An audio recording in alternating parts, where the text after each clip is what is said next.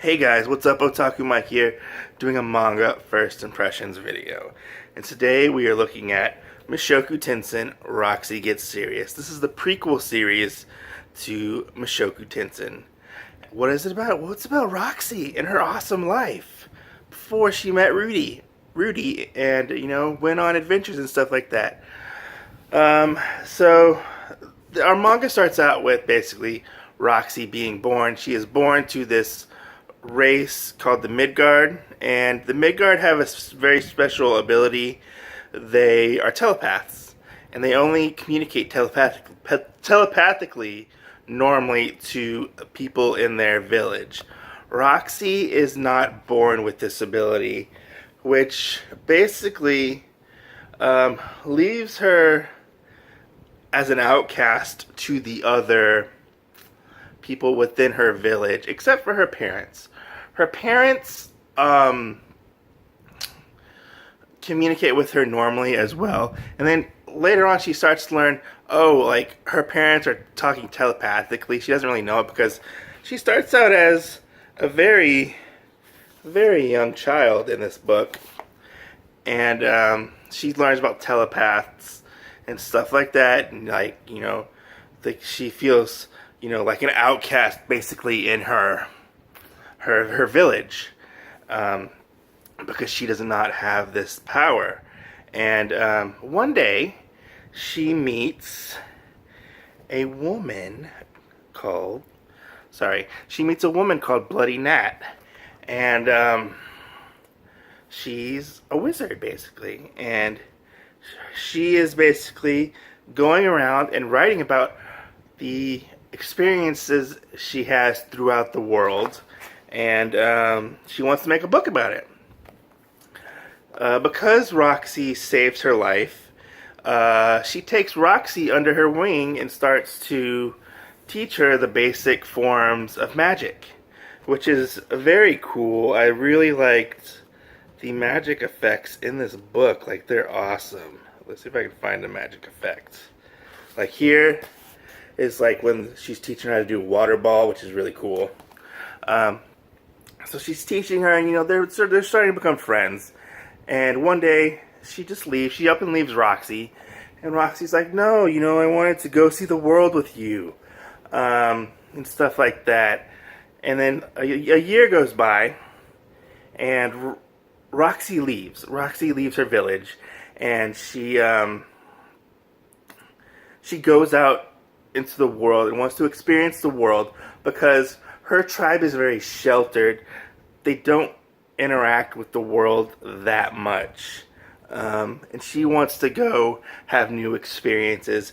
And that's basically what this book is about, is Roxy going on adventures and seeing the world and growing as a character.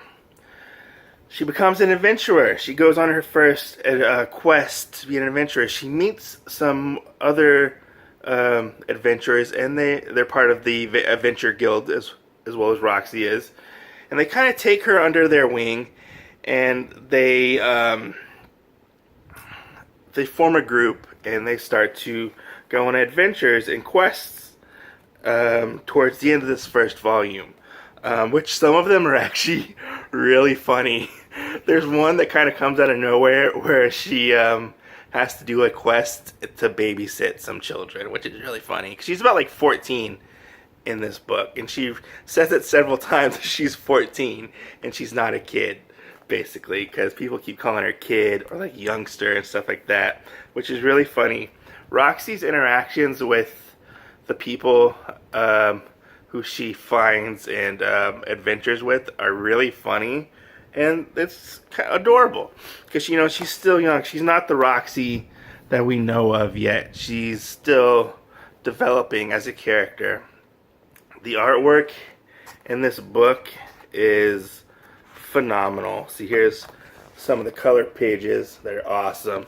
The action is actually really well done. The story is paced nicely, just as well as the regular series Mushoku Tensei. You don't have to know anything about Mushoku Tensei going into this, really, because it is a prequel series. They give you little hints at the end of every chapter. Let's see if I can find it for you. at the end of every chapter of like what they're referencing exactly within like the normal Mushoku Tensei series. But I feel like this, if you want to jump into this and don't want to jump into the main series as of right now, this is a really good jumping on point to learn about one of the coolest characters in Mushoku Tensei, which I really enjoyed. The only thing I would say that I sort of disliked a little bit is on some sections they over explained couple of things within the world, but that's just a tiny little nitpick. My eyes started to gloss over a little bit at one point when they were explaining something within the world. I can't remember exactly what, but I was like, oh, I think it might have been like the guild stuff.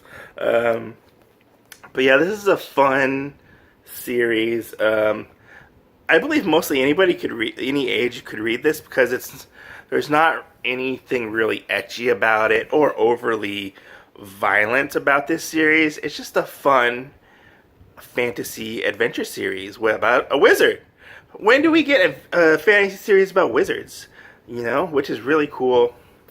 Go check it out if you're interested.